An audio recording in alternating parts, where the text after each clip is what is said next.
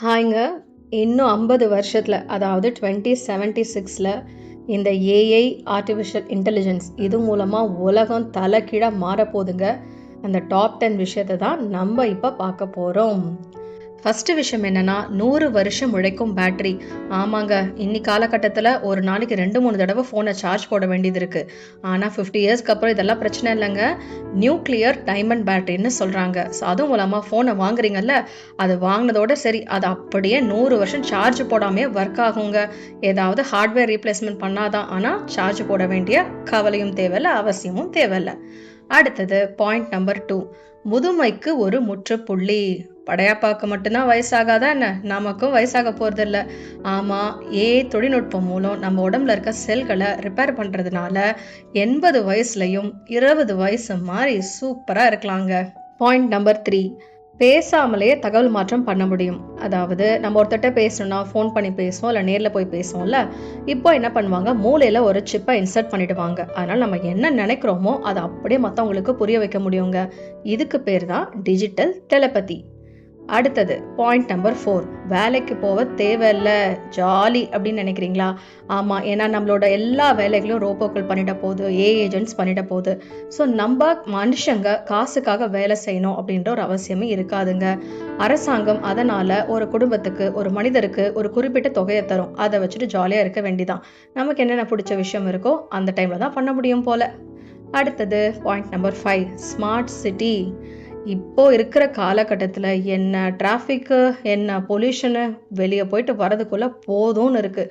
ஆனால் 50 இயர்ஸ்க்கு அப்புறம் எல்லாமே டிஜிட்டைஸ் ஆகிறதுனால எல்லாத்தையும் சூப்பராக பார்த்துக்கோனா, ஓடுற வண்டி ஒன்றுக்கு ஒன்று மோதாது, ஆக்சிடென்ட்டு கிடையாது, சிக்னலில் வெயிட் பண்ண வேண்டாம், டிராஃபிக் ஜாம்னு ஒரு கான்செப்டே இருக்காதுங்க.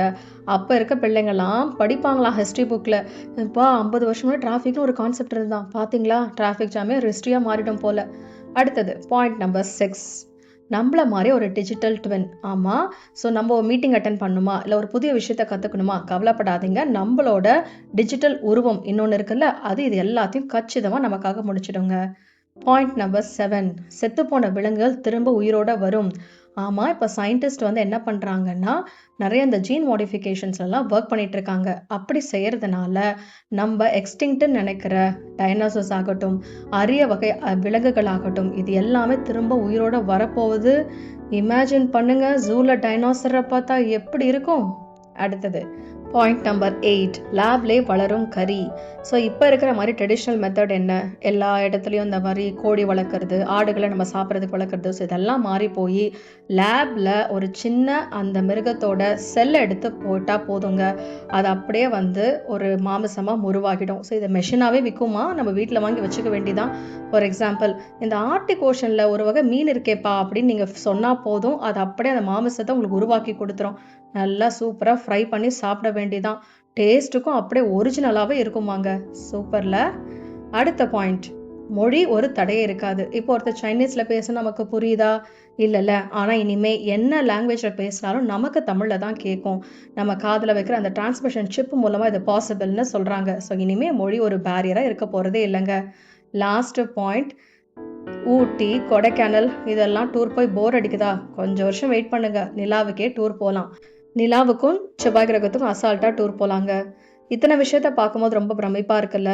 இப்போ ஏஐ பார்த்து நம்ம நிறைய பயப்படுறோம், நிறைய விஷயங்களை நோக்கி கவலைப்படுறோம்.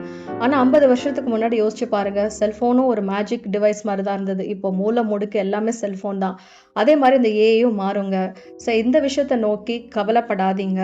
நீங்கள் ஏஐ டூல்ஸ், ஏஐக்கான ட்ரைனிங்ஸ் இப்போ நிறையா இருக்குது. ஸோ அதை உங்கள் பர்சனல் லைஃப்லையும் சரி, உங்கள் ப்ரொஃபஷனல் லைஃப்லையும் எப்படி யூட்டிலைஸ் பண்ண முடியும்னு இது எல்லாத்தையும் கண்டிப்பாக கற்று வச்சுக்கோங்க.